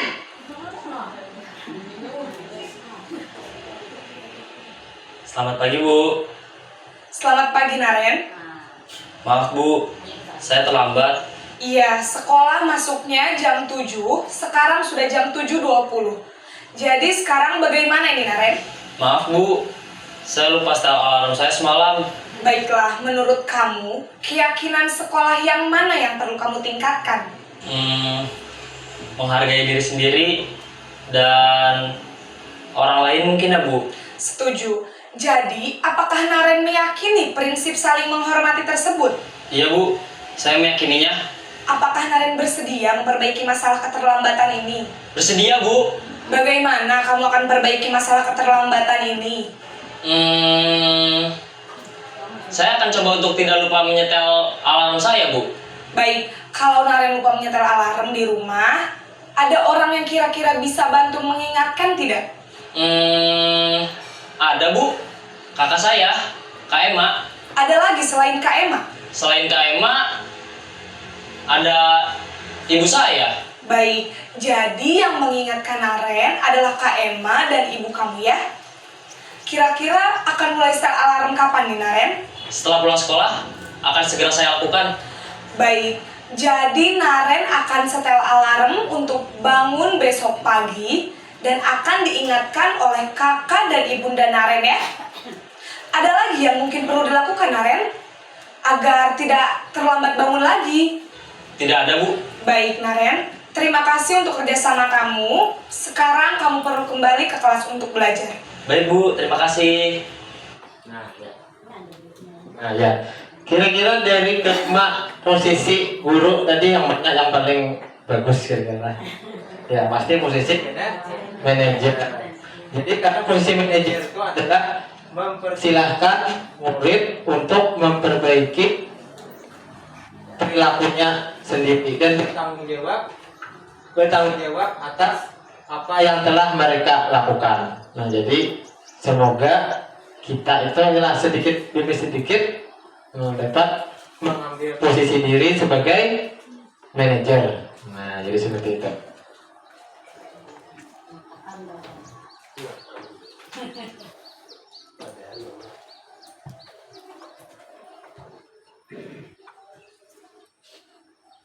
Ya, materi terakhir yaitu tentang tahapan segitiga restitusi. Artinya bagaimana ketika anak itu melakukan kesalahan, bagaimana kita melakukan perbaikan terhadap anak itu, perbaikan sikapnya. Nah, dapat dilakukan dengan segitiga restitusi. Artinya ketika kita mencoba untuk menjadi seorang manajer tadi, nah ada tahapan-tahapannya, yaitu tahapan segitiga restitusi. Jadi yang pertama tahapan segitiga restitusi itu menstabilkan identitas itu dulu. Kemudian validasi tindakan yang salah, kemudian menanyakan keyakinan. Nah itu kita bahas satu lagi. Menstabilkan identitas. Nah di situ mengubah identitas anak dari orang yang gagal menjadi orang yang sukses.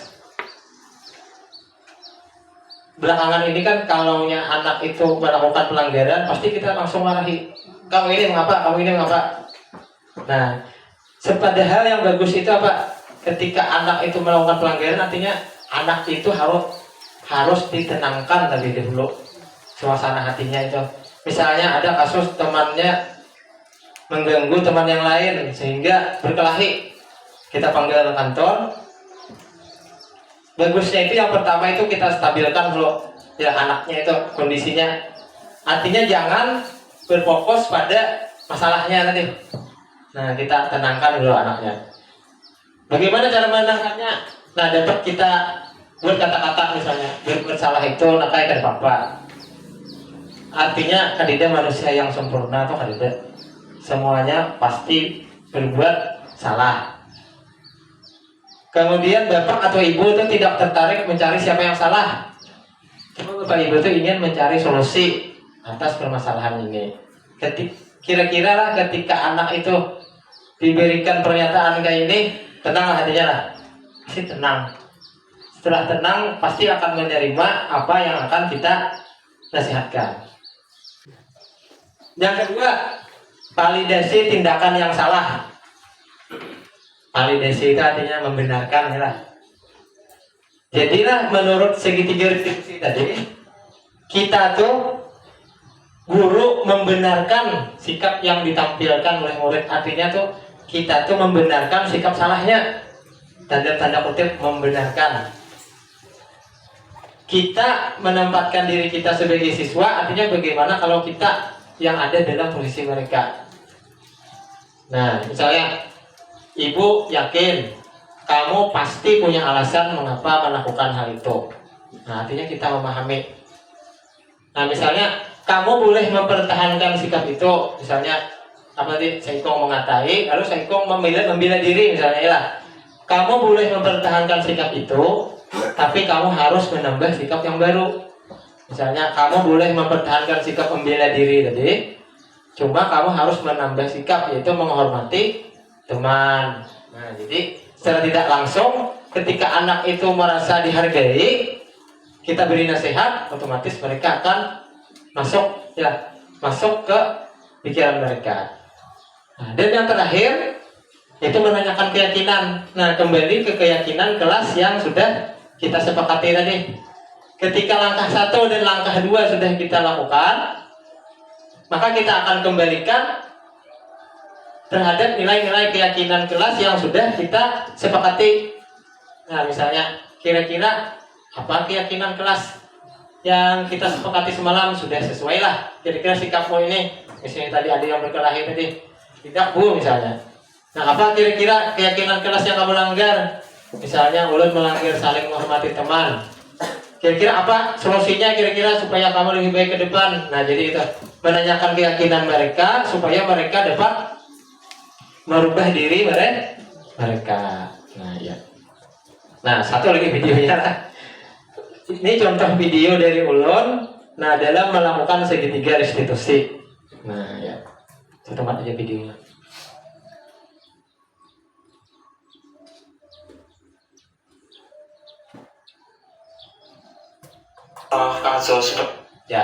Kasus pertama sama kayak tadi, tapi ngarepnya si Jahra sering datang terlambat ke sekolah. Artinya hari ini kenapa nih Jahra nih lambat harus datang ke sekolah? Kawan-kawannya sudah belajar, tapi Jahra nih hanya datang. Ya, contohnya kan? Pertama, Jahra akhir-akhir ini sering terlambat datang ke sekolah. Akibatnya, ia ketinggalan pelajaran karena datang sesudah jam pelajaran dimulai saat teman-teman yang sudah mulai belajar. Jahra akhir-akhir ini sering terlambat. Kamu tahu alasannya? Ya. Nah, jadi kisahnya si Jahra ini, kita panggil ke kantor ya.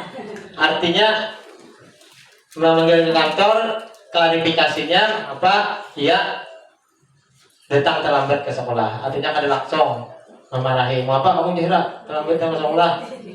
Kada ingat waktu kah apa kan? Nah, artinya ya.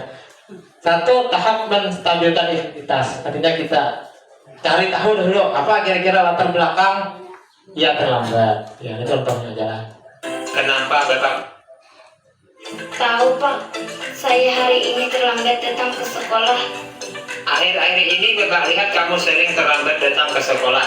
Sekarang mari kita bicarakan tentang keyakinan kelas dan keyakinan sekolah kita. Apa yang kita percaya? Yang mana yang belum kamu tunjukkan?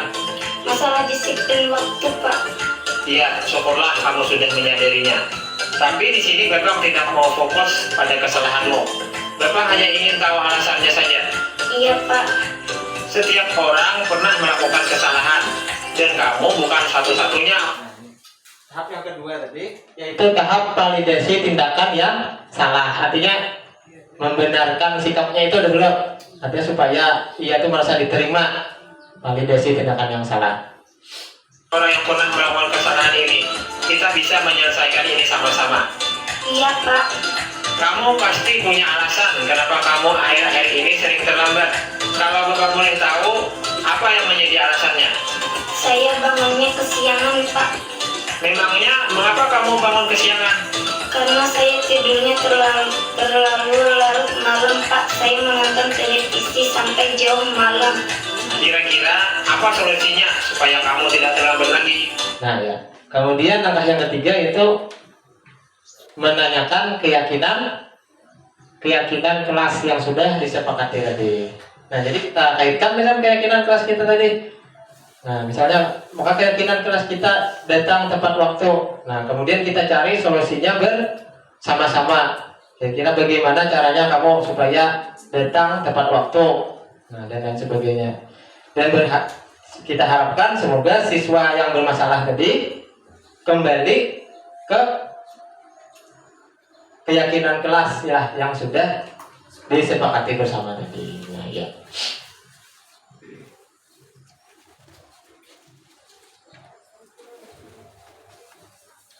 Ya, nah sisi berikutnya yaitu sisi tanya jawab. Nah, ulun persilahkan kepada Bu Bian Saberetaan, misalnya ada pertanyaan, ada ulun, nah dipersilahkan. Kalau misalnya ada pertanyaan, ya adakah? Tanyakan. Ya. Assalamualaikum warahmatullahi wabarakatuh. Terima kasih kepada Bapak yang telah memberikan kesempatan kepada kami di sini. Yang ada kami ingin tanyakan masalah keyakinan. Sebenarnya kami di SDN Babirik Hilir 2 untuk kelas 1 sudah membuat keyakinan.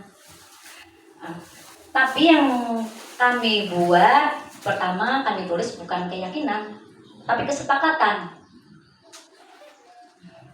Yang itu pertama yang saya tanyakan di sini, apa bedanya keyakinan dengan kesepakatan? Dan kalimat apa yang sebenarnya yang pas untuk kami tulis? Yang kedua, di sini masalah tadi kan Bapak untuk siswa kelas 6. Tapi bagaimana dengan kami siswa kelas 1? Siswa kelas 1 belum bisa menulis dan belum bisa membaca. Apakah kami bisa menyodorkan kertas seperti ini untuk menuliskannya? Dan bagaimana pula caranya supaya kami pembuatan keyakinan itu bisa seperti Bapak tadi? Apakah perlu ada bantuan yang lain? Yang ketiga, Bapak tadi mengutarakan tentang penghargaan. Tadi katakan Bapak kalau penghargaan, kalau di penggerak mungkin apa tadi? Hukuman.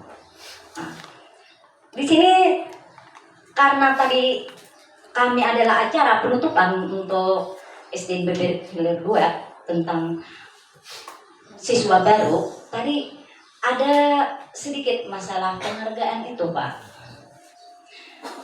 Tetapi kami penghargaan itu bukan mengajukan kepada hukuman, tetapi mengarahkan kepada demi kelancaran dan kegiatan pada masa pelaksanaan pengenalan lingkungan sekolah. Dari itu kami berikan penghargaan kepada siswa kami, tapi sebenarnya kami bukan untuk tadi sebenar hukuman, tapi acuan kepada siswa kami supaya masa depannya lebih baik dan lebih terarah. Itu aja Pak, terima kasih. Ya, terima kasih lah ulun sampaikan kepada Ibu yang sudah menanyakan beberapa pertanyaan. Nah, jadi pertanyaan pertama tadi di sekolah Ibu tadi sudah melaksanakan, cuma kesepakatan lah. Nah, jadi ulun klarifikasi di sini lah, keyakinan dan kesepakatan itu sama, beda anunya aja, beda bahasa aja. Iya, cuma sama maknanya. Iya. Nah, yang beda itu peraturan. Peraturan itu lain. Jadi kesepakatan dan keyakinan itu sama aja, cuma lain beda nama aja. Ada orang yang menyebut kesepakatan dan ada orang menyebut keyakinan, sama aja, boleh kesepakatan, boleh keyakinan.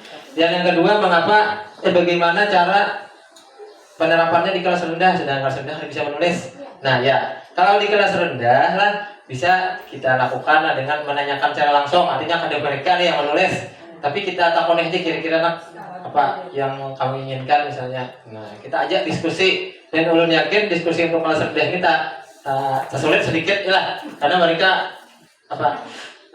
sulit untuk mengutarakan pendapat mereka. Beda dengan kelas tinggi, artinya butuh kerja keras kita lah, artinya untuk supaya mereka itu berpendapat.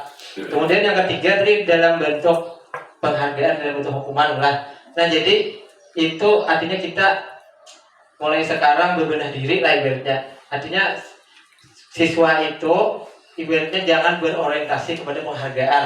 Mulai sekarang nih kita berbenah diri. Artinya mereka itu melakukan sesuatu yang baik itu karena nilai-nilai yang mereka percaya. Nah, artinya mereka misalnya suka kebersihan tadi, ya nilai mereka suka kebersihan, jadi mereka bagaimana meyakini itu.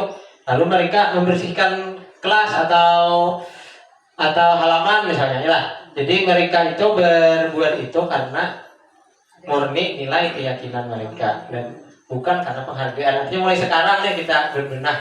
Kita hanya baru tahu pada seperti itu lah. Jadi sekarang kita berbenah, artinya perilaku siswa itu supaya berdasarkan keyakinan yang mereka miliki. Nah, ulun sudah ulah. Ada lagi? Ya, satu lagi lah. Bisa. Assalamualaikum warahmatullahi wabarakatuh. Tadi kan ada tentang masalah posisi kontrol guru. Kontrol guru itu tadi ada penghukum, pembuat rasa bersalah, teman, pemantau, dan manajer. Dan dijelaskan bahwa yang paling bagus untuk posisi kita itu adalah sebagai manajer. Untuk ulun pribadi, ternyata ulun lihat dari penjelasan itu ternyata ulun termasuk masih guru penghukum dan teman. Nah, jadi yang saya tanyakan, bagaimana cara atau trik untuk memposisikan diri kita ini sebagai manajer di kelas? Ya, hanya itu pertanyaan dari ulun. Terima kasih. Nah ya, terima kasih Ihsan atas pertanyaannya. Ya, jadi pertanyaannya tadi, kita tuh sering memposisikan diri kita sebagai penghukum dan pembuat rasa bersalah. Artinya bagaimana cara kita nih, atau teman ya. Jadi bagaimana cara kita supaya kita itu dapat menjadi seorang manajer ya. Nah, untuk menjadi seorang manajer artinya ada langkah-langkahnya. Langkah-langkahnya ini yang pertama kan kita melakukan segitiga restitusi. Kemudian artinya kita itu pada awal langsung menuju ke manajer tadi yang paling tingkat paling atas. Artinya ada tahap-tahapnya. Misalnya kita dulu bisa kita mulai dengan posisi sebagai teman misalnya ya. Kemudian setelah itu naik lagi nih menjadi posisi pemantau, terus naik, lalu naik lagi posisi manajer. Tentunya itu butuh proses dan itu tidak mudah dan tidak singkat waktunya. Artinya perlu proses kita. Artinya dari pengalaman kita tadi sebagai teman misalnya kayak ini pengalamannya, sebagai pemantau kayak ini pengalamannya. Nah dari pengalaman itu, nah jadi kita sedikit demi sedikit dapat meningkatkan diri kita sehingga seorang menjadi guru seorang manajer. Nah dan itu yang kita harapkan. Ya, perlu nasihat cukuplah pertanyaannya karena waktunya. Nah dan sisi terakhir, nah jadi janji ulun ada sebuah game lah, sebuah game atau quiz. Nah jadi coba Bapak Ibu siapkan HP-nya. Nah, buka HP-nya. Ya, nah ada quiz. Nah quiz budaya positif pakai HP. Ya, urun kirim linknya di grup kita lah. Ya, nah kita pian klik linknya itu. Linknya itu pian klik lah.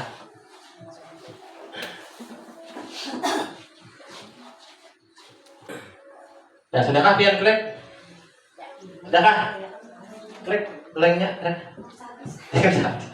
Ya yang bisa orangnya. Yang ada. Sudahkah klik? Linknya itu kahok itu nah kahok. Adalah sudahkah? Ya sudah. Ya kahok klik ya. Berubah warna hitam. Berubah. Ya. Sekarang nanti kena akan timbul ini kodenya. Kode angkanya. Ya, kena masukkan kena kodenya lah.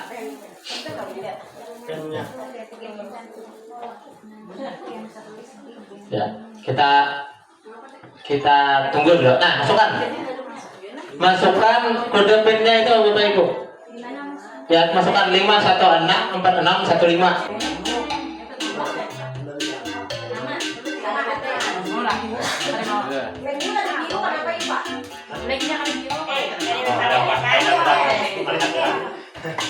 Ya yang sudah berhasil masuk itu namanya.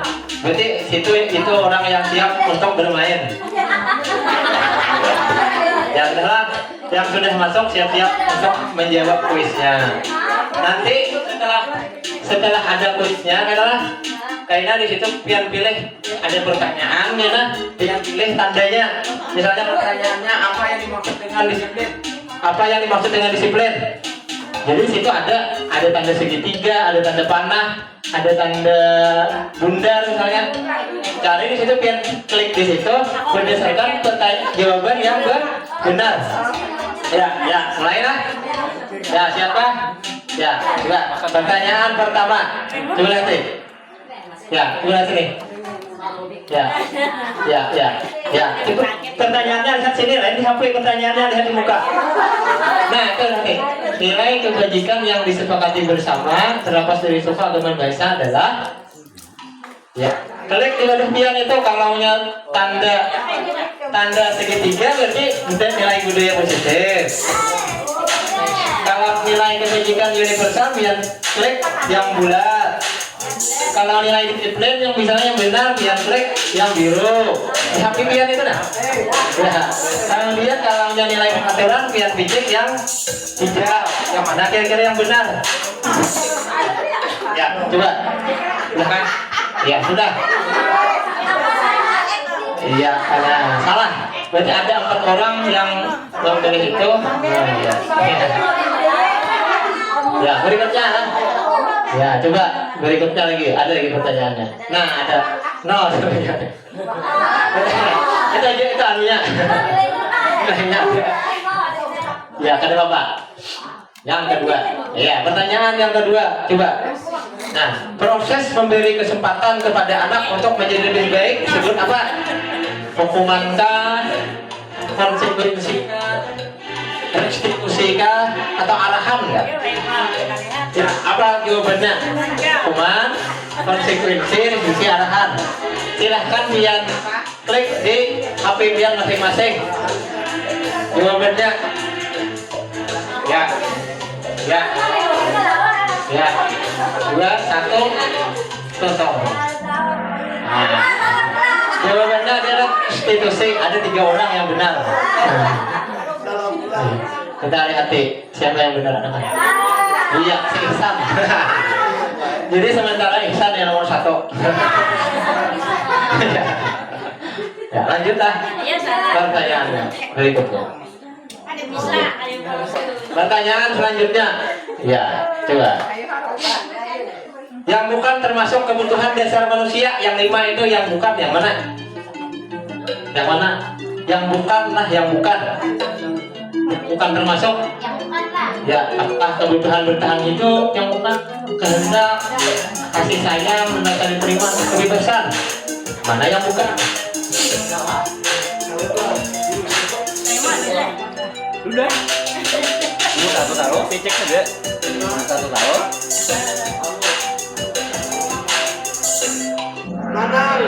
Ya, jawabannya hendak. Yang bukan tuh hendak.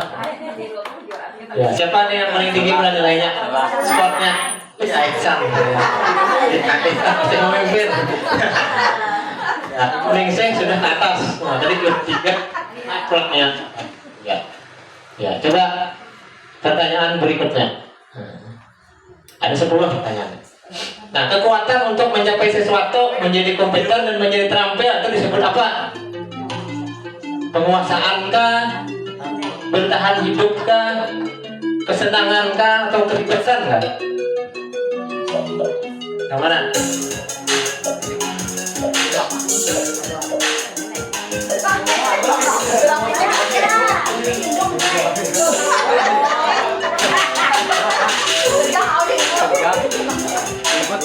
Coba silakan di. Yang mana kira-kira? Nah, yang benar itu. Ya, kita lanjutkan, masih ada pertanyaannya. Nah, 4 lagi pertanyaan. Nah, posisi kontrol guru yang menggunakan fisik atau verbal sebagai konsekuensi atau pelanggaran disebut apa? Ya, kontrol guru yang menggunakan fisik atau verbal sebagai konsekuensi terhadap pelanggaran. Apakah manajer, apakah teman, apakah penghukum, atau pemantau? Yang mana menurut ya? Bagus, yang benar. Ya, yang mana? Ya, silakan pilih.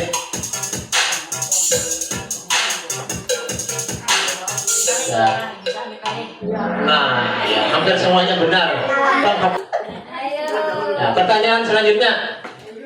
Salah satu akibat dari penerapan hukuman bagi anak. Nah, akibatnya apa? Kemudian anak terus hati menaati aturan, atau anak menjadi pendendam, anak menjadi gembira, atau anak menjadi senang. Yang mana kira-kira?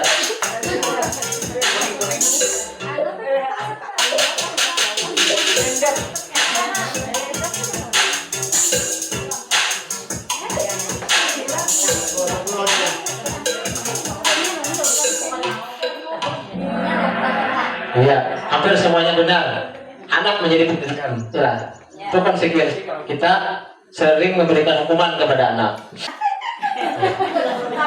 Nah, kira-kira sampai di sini dulu penyampaian aksi nyata modul 1.4 dari Ulun, yaitu penyampaian budaya positif di sekolah.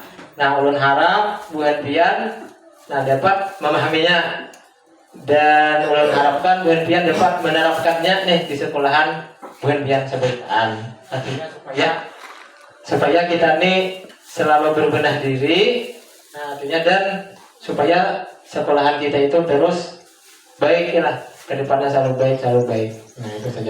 Nah itu saja penyampaian aksi nyata modul 1.4 tentang diseminasi materi budaya positif di sekolah oleh Ulun Mustaqfirillah, calon guru penggerak angkatan 8 Kabupaten Sulawesi Utara.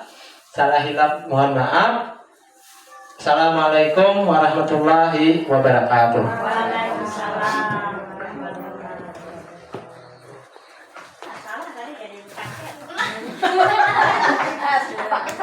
Ya, terima kasih kepada Bapak yang telah menyampaikan materinya. Semoga bermanfaat bagi kita semua. Ya, ke acara terakhir yaitu penutup. Untuk menutup acara ini, marilah kita mengucapkan alhamdulillah. Ya, salah hilaf mohon ampun dan maaf. Assalamualaikum warahmatullahi wabarakatuh. Assalamualaikum warahmatullahi wabarakatuh. Perkenalkan, nama saya Muhammad Ihsan Kurniawan. Saya merupakan rekan sejawat dari Bapak Mustaqfirillah. Tanggapan saya mengenai kegiatan diseminasi budaya positif sekolah adalah senang dan sangat mendukung, karena dapat menambah pengetahuan kami tentang cara penerapan budaya positif di sekolah. Misalnya, cara penerapan disiplin positif yang efektif, kedudukan atau posisi kontrol kita sebagai guru, serta bagaimana cara kita menghadapi siswa yang mengalami permasalahan dengan segitiga restitusi.